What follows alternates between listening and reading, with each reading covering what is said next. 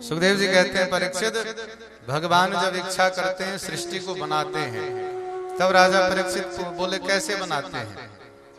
तब कहते हैं सुखदेव जी, जब भगवान की इच्छा होती है, जैसे भगवान की इच्छा होती है, नाभि से एक कमल का पुष्प निकलता है, देखते हैं ना, और उस पे कौन बैठे होते हैं? ब्रह्मा जी।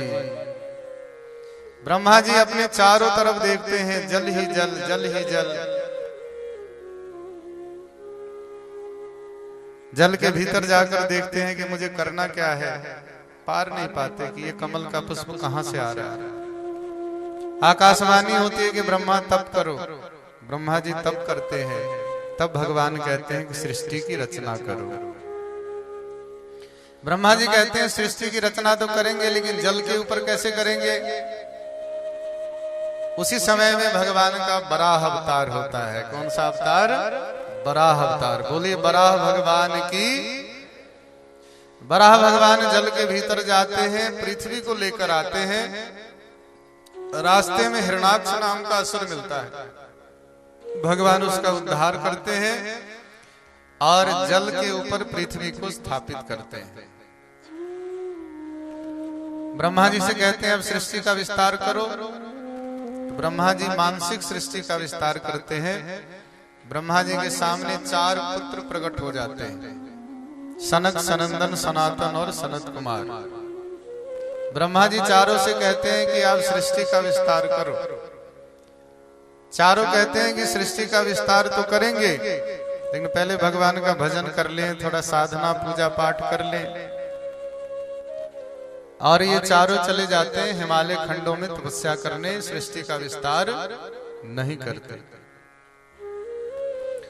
ब्रह्मा जी के नेत्र के मध्य भाग से रुद्र देवता प्रकट होते हैं। रुद्र देवता से ब्रह्मा जी कहते हैं सृष्टि का विस्तार करिए। रुद्र देवता जैसे बड़ी बड़ी जटा, नरमुंडों की माला गले में लटकाए ऐसे बनाने लग जाते हैं। ब्रह्मा जी कहते नहीं नहीं, ऐसा सृष्टि थोड़ी ना बनाना है। रुद्र देवता कहते फिर हम क्या करें, हम तो बन गए। तो ब्रह्मा जी कहते कैलाश पर जाकर तपस्या करिए। सारे रुद्र देवता जितने एकादश है सब तपस्या करने चले जाते हैं। ब्रह्मा जी के संकल्प से 10 पुत्र प्रकट होते हैं। ये 10 पुत्र ही ऋषि मुनि कहलाते हैं। ये 10 पुत्र कौन कौन से हैं? मरीचि, अत्रि, अंगिरा, पुलह, पुलस्त, क्रतु, भृगु, वशिष्ठ, दक्ष और नारद। 10 है। 10 से ब्रह्मा जी कहते हैं सृष्टि का विस्तार करिए, लेकिन 10 भी कहते हैं भजन करेंगे, क्या झंझट में पड़ना है।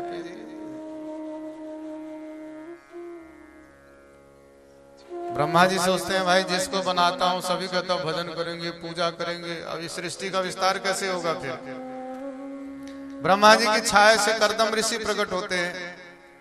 ब्रह्मा जी कहते हैं आप ही विस्तार कर दो। कर्दम ऋषि कहते हैं मैं विस्तार तो करूंगा, लेकिन मैं भी थोड़ा सा पूजा पाठ कर लूं, उसके बाद देखेंगे, गृहस्थ आश्रम में बाद में जाएंगे। ब्रह्मा जी सोच में पड़ जाते हैं कि जिसको भी प्रकट करो, ये कोई भी सृष्टि विस्तार में साथ नहीं दे रहा। उसी समय में भगवान की प्रेरणा से ब्रह्मा जी के बाएं भाग से एक स्त्री प्रकट होती है और दाएं भाग से एक पुरुष प्रकट होता है। यह पुरुष जो है ये मनु कहलाते हैं और जो स्त्री प्रकट होती है ये शत्रुपा कहलाती है। हम और आप मनु और शत्रुपा के ही संतान है, इसलिए हम सभी को मानव कहा गया है। क्या कहा गया है? मानव। मनु और शत्रुपा से ही मैथुन धर्म के अनुसार सृष्टि का विस्तार होने लगा।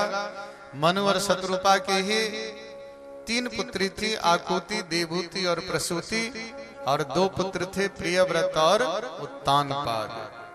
सुखदेव जी कहते हैं परीक्षित यहीं से सृष्टि का विस्तार हुआ।